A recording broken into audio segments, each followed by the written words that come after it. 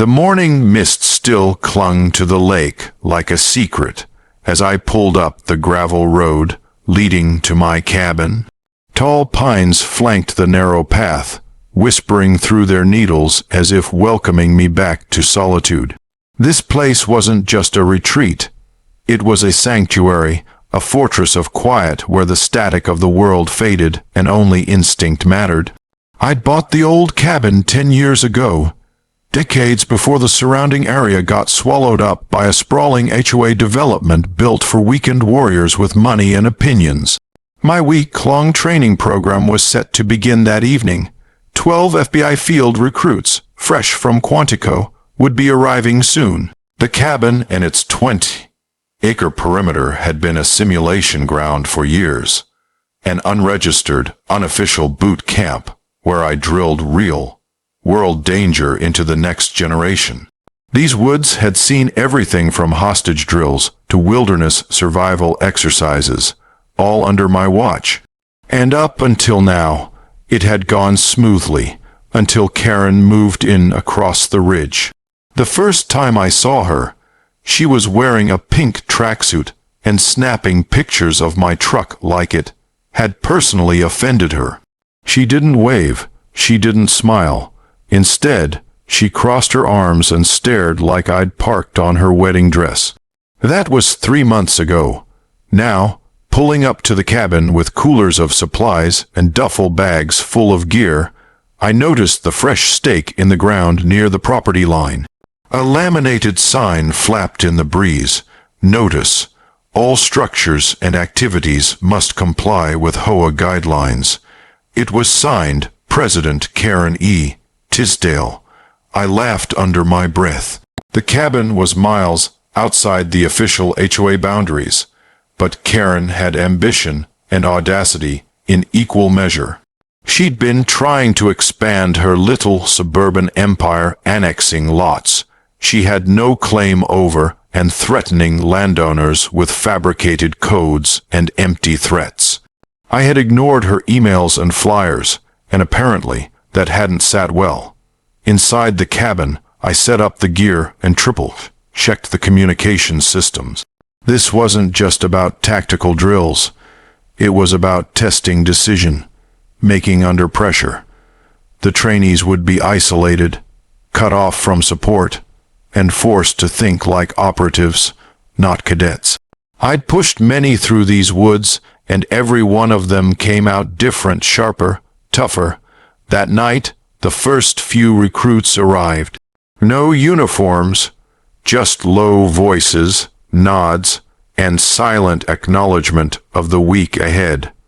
We didn't use names, only call signs. They called me Shepherd. They knew what that meant. The fire crackled in the pit, while the team shared sparse introductions and quietly unpacked. The forest swallowed the sound, save for the distant hoot of an owl and the rhythmic slap of lake water against the dock. The peace was heavy, calming, but even then I felt it. A presence, a disturbance.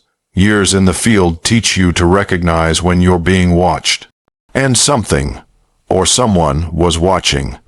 I didn't say anything to the trainees. It was too early to break immersion. But I made a quiet note to check the trail cams at first light.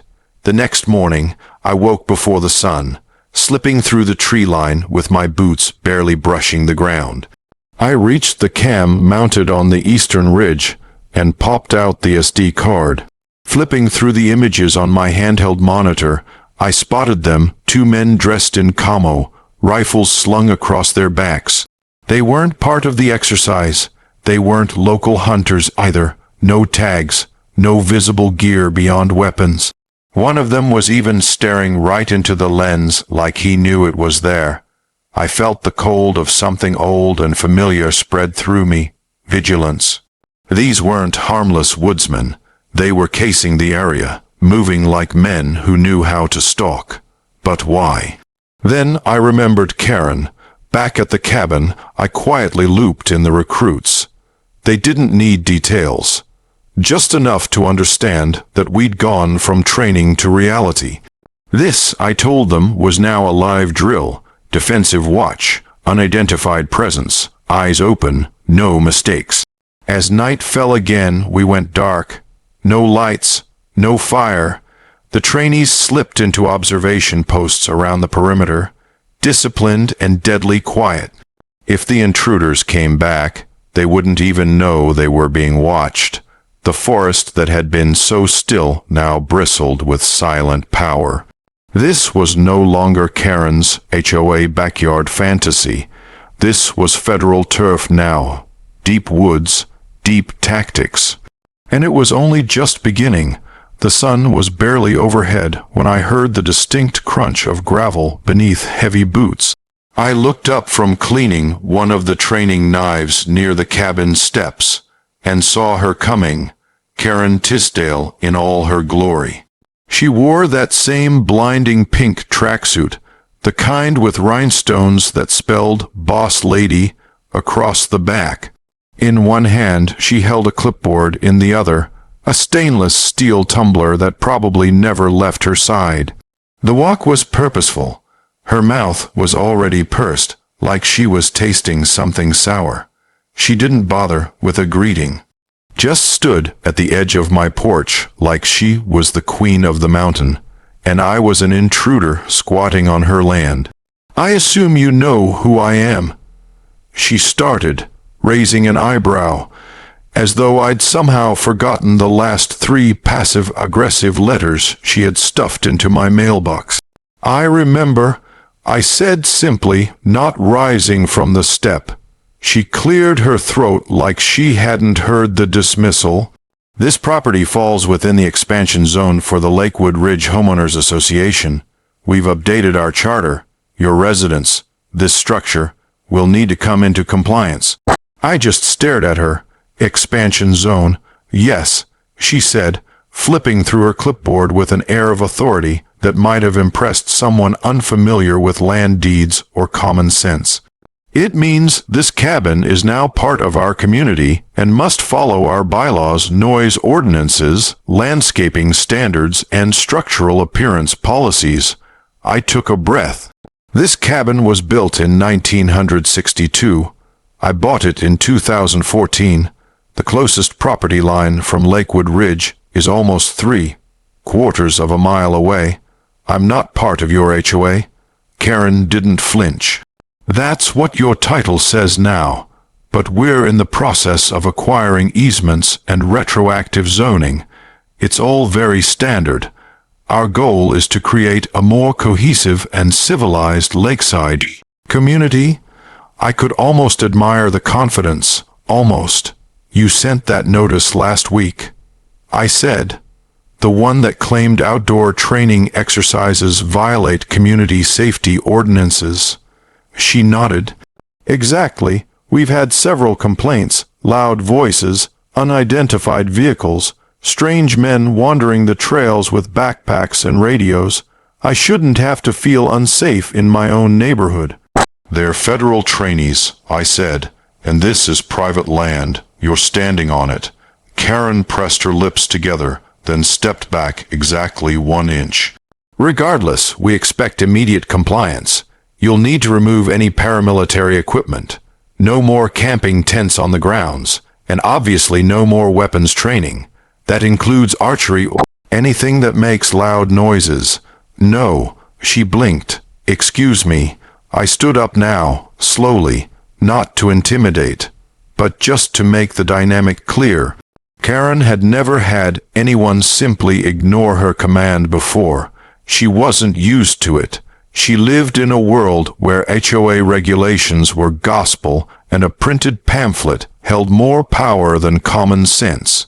"This cabin is exempt from your bylaws," I said, "and I don't answer to HOA presidents who think a clipboard is a badge." Karen's eyes narrowed. "You think you're untouchable just because you throw around the word federal. You don't scare me." "I'm not trying to scare you. I'm trying to get you to leave." She looked furious now. "I'm warning you, you either comply or we take action, legal or otherwise." My brow lifted. That a threat? She didn't answer. Just turned sharply on her heel, stormed down the porch, and disappeared into the trees. But the way she walked, stiff angry, charged with purpose. I knew she wasn't done. I watched her SUV pull out onto the ridge road, tires spinning a little too hard on the gravel. The dust cloud lingered long after she was gone. That was when I knew she'd try something reckless. Karen wasn't the type to walk away after being challenged. She was the kind who'd double down until the entire table caught fire. That night, I gathered the trainees and briefed them. No need to mention Karen by name, just that we had a potential civilian variable. They were to stay in character, follow the drills, and maintain a low signature unless otherwise ordered. Surveillance would continue. Trail cams were repositioned. Motion sensors were recalibrated. If Karen wanted a war over a patch of pine trees, she was about to stumble into something far bigger than she ever expected. The next day, a black pickup circled near the South Trail, head twice, no license plates, 2 men inside. Heavy set, beards, baseball caps. They didn't get out, they didn't wave, just looked around like they were shopping for something or someone. I didn't need to ask who sent them. Karen was escalating, and I wasn't sure she realized what kind of storm she was about to call down. Because the thing about training agents in the field, real agents, is that they're not just good at responding.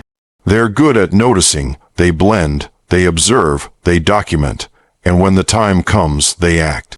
Karen's little HOA game was turning into something much darker, and we were ready. The wind carried the scent of pine and the faint crackle of leaves underfoot. The forest had its own language, quiet, layered, always saying more than you thought. And that morning, it was speaking in hushed tones of something wrong. I felt it the moment I stepped outside the cabin. There was an energy in the air, a subtle shift, the kind that came just before trouble announced itself. I didn't have to wait long. At 6:13 a.m., one of the Eastern Trail cams triggered, a single frame of movement. I reviewed it on my tablet as I poured black coffee into a steel mug. The image froze, 2 men in camouflage, rifles slung on their backs, standing just beyond the property line. Not hunters I recognized, no Daig, low vests, no state tags, no bow gear, no identifiable patches, just steel and shadows. Their eyes weren't looking for game, they were scanning. A few minutes later, another alert from the western ridge. Same camo, different faces. 4 in total now.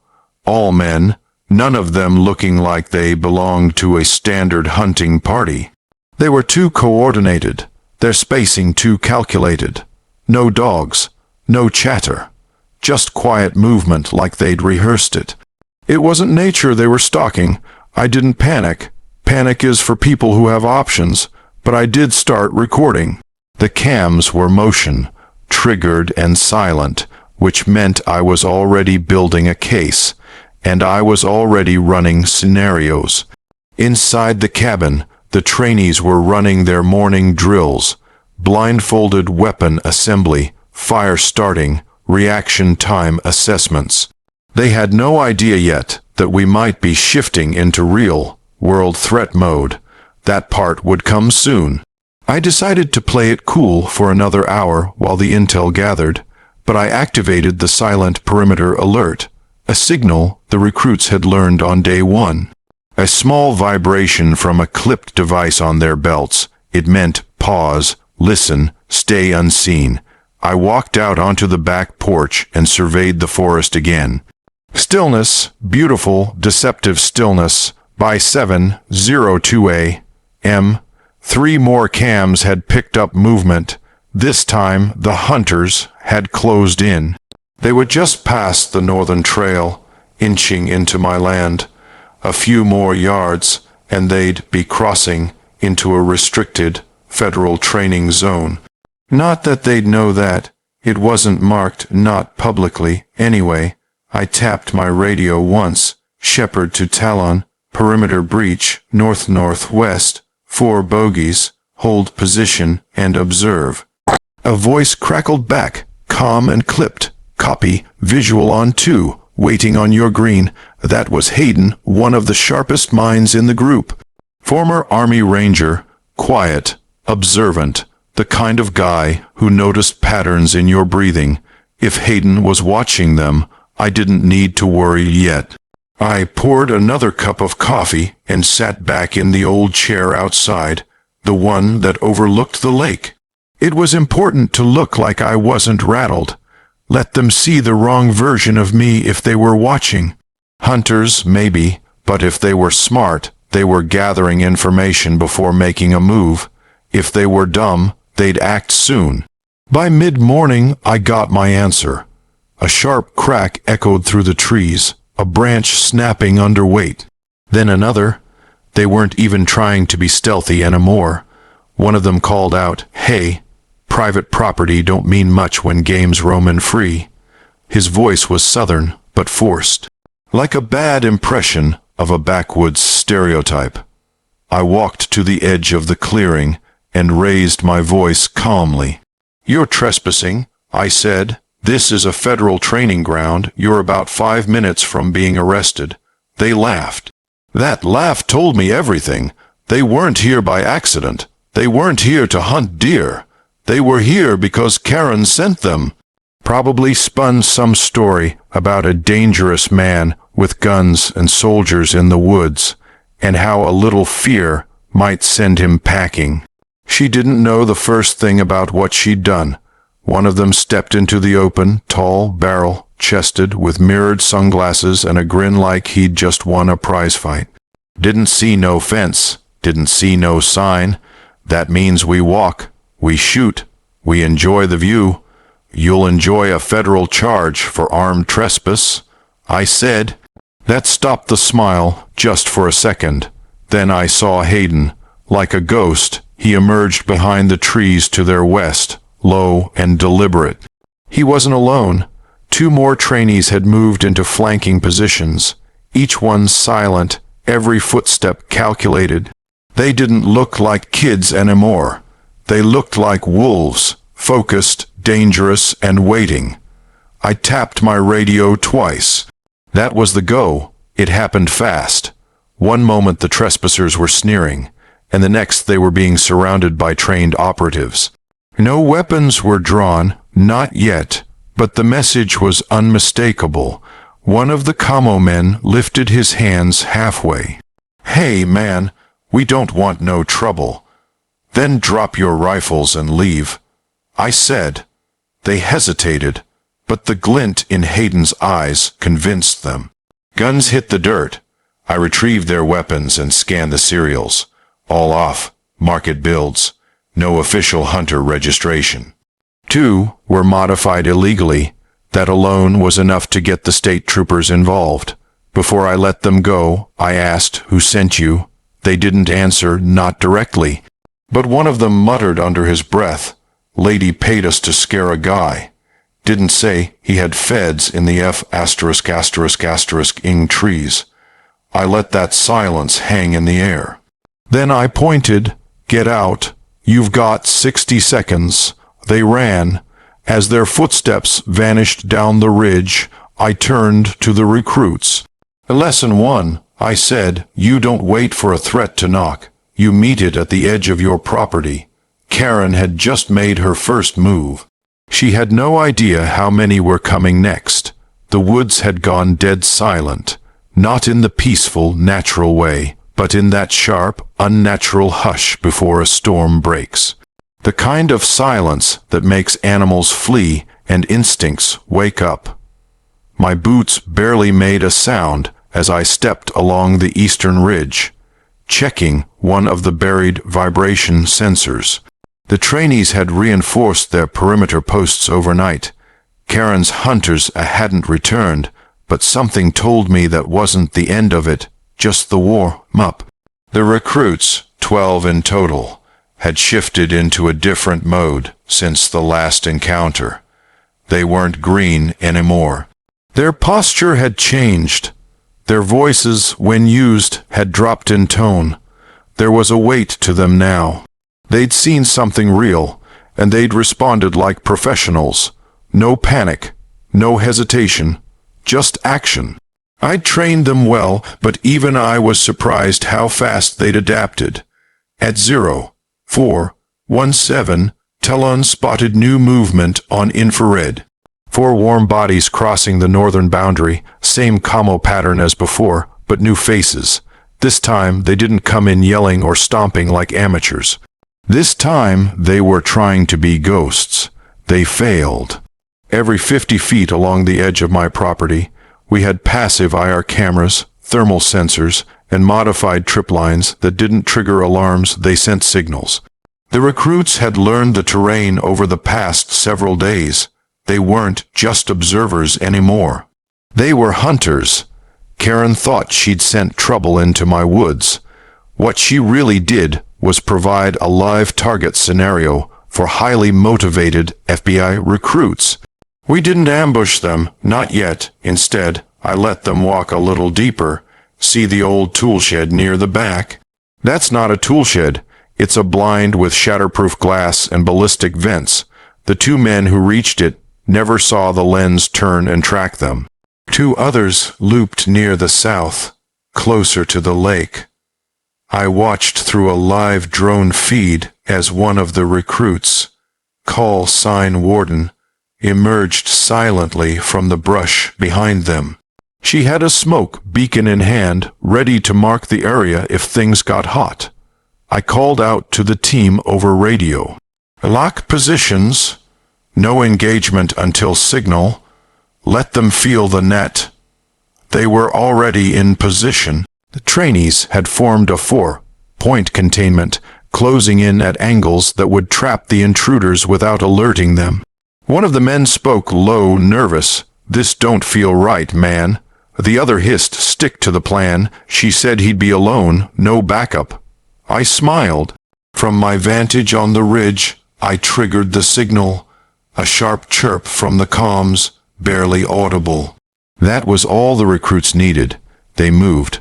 Warden stepped out behind her targets with her sidearm drawn, unloaded, but convincing enough. "Federal land, drop your gear, hands on your head." They froze. One of them looked like he wanted to run, and then froze again when he saw another recruit step out of the brush to his left, then another to his right. Talon and another recruit, Brick, were already closing in on the north pair. They didn't yell. They didn't bark orders. They simply appeared, calm, confident, and fully composed. Tactical gear, real presence, and the kind of command you don't fake. The so-called hunters realized they were surrounded. I emerged last, stepping into the clearing as all 4 men were being tied with their hands behind their backs.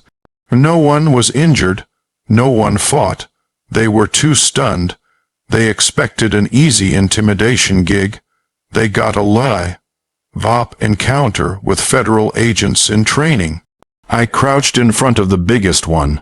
His beard was matted, and sweat clung to his forehead like he'd just walked out of a fever. "Who hired you?" I asked. Silence. I held up a phone one of them had dropped. The last message read, "He won't expect you before dawn. Keep the pressure on, he'll fold."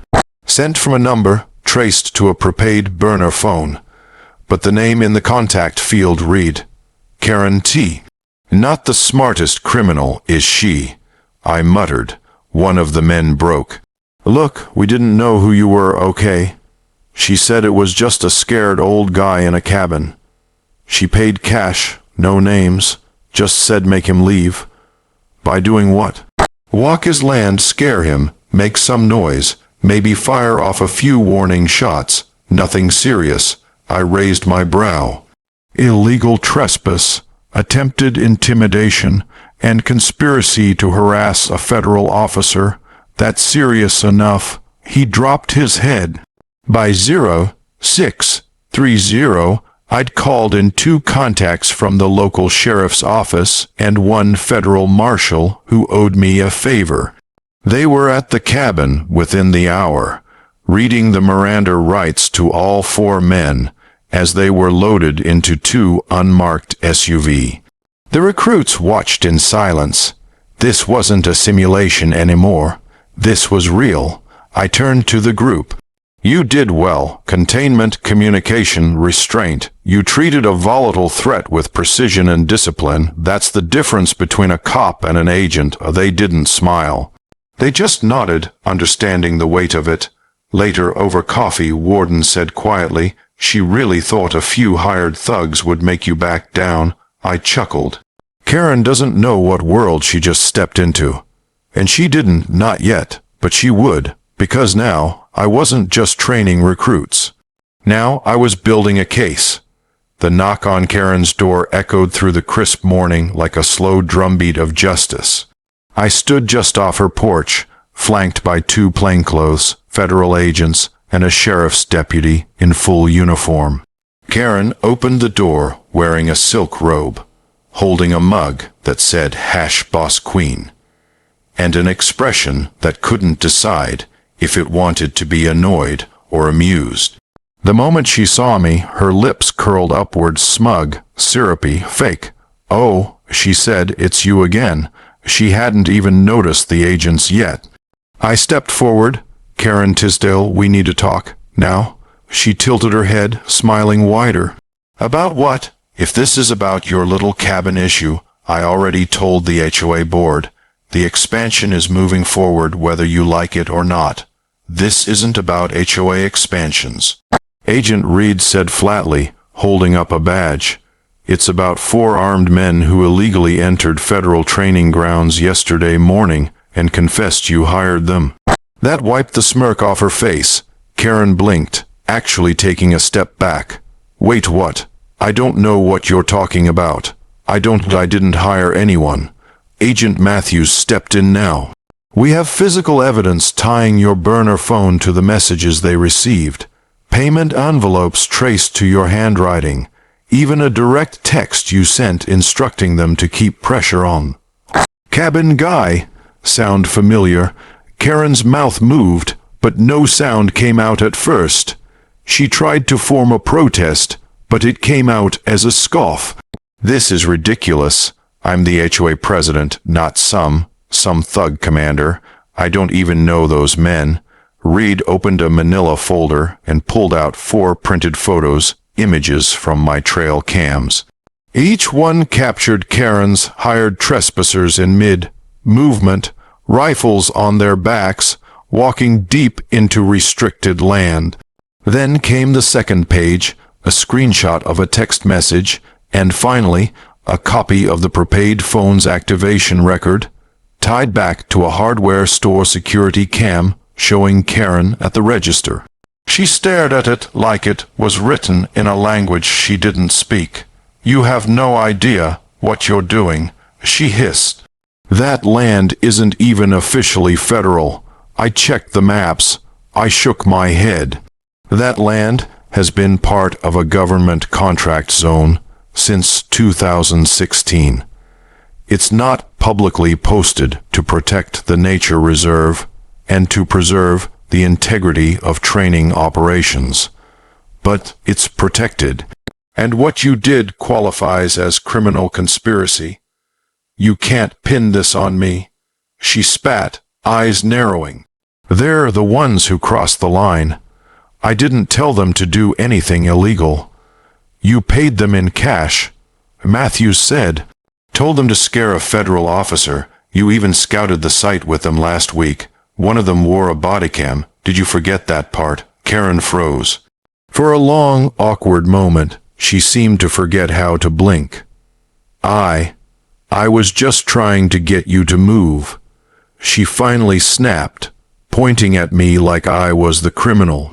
"You're the one bringing danger into our community. Men with guns, radios. You've turned that cabin into a war camp. That cabin has trained over 100 FBI field agents."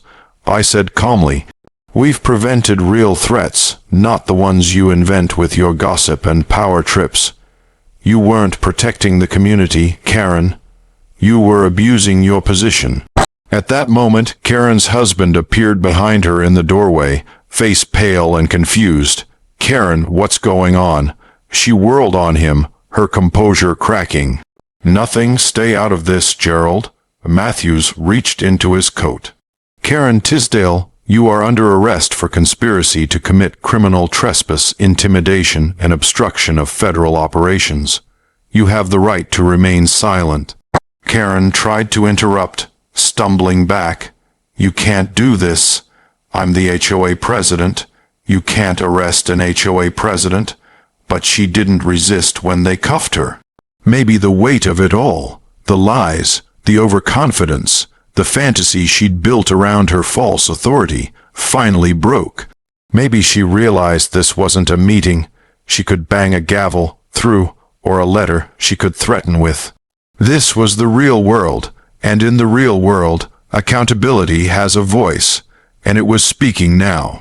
Neighbors had begun to gather on their porches as Karen was led down the front steps in fuzzy slippers and a stunned expression. Someone from across the street took a video. A woman gasped. One man let out a whistle. Gerald, still standing at the door, simply said, "Karen, what did you do?" She didn't answer. At the sheriff's cruiser, Karen turned back toward me with fire in her eyes. "You think this is over?" I stepped forward. "Karen, this wasn't a fight you could win. You brought weapons into a chess game and you lost." They shut the door on her and drove off. The neighborhood was quiet again, not just from shock, but from relief. Power had shifted. Order had returned. That afternoon, I called the recruits together near the fire pit. I gave them the summary: arrest made, case developing, trial pending. Hayden leaned back on a log and asked, "So, is the HOA disbanding, or should we expect more foot soldiers with fake camo?" "Won't be necessary," I replied. After the arrest, 4 board members resigned. One issued a public apology. The rest are pretending they never knew her. Warden laughed. "That's what happens when someone picks a fight with the FBI thinking it's just another community argument." I nodded. "Exactly. They never realize what kind of training lives in quiet cabins." The fire popped and cracked between us as the recruits settled in, their week of training suddenly full of lessons more real than any drill could have taught. The forest had taken a deep breath since Karen's arrest. For the first time in days, the wind moved through the trees with calm instead of tension. The lake shimmered under the early morning sun, and a few birds dared to chirp again along the edge of the clearing. It felt like balance had returned, as if nature itself had been waiting for justice to run its course. Inside the cabin, the recruits were packing up. Their training week had officially ended, though none of them treated it like a graduation. They were different now, not just because of the drills and simulations, but because they'd been tested under real pressure. In a real-world scenario, no training exercise could have predicted. And they hadn't just survived it, they had outmaneuvered it.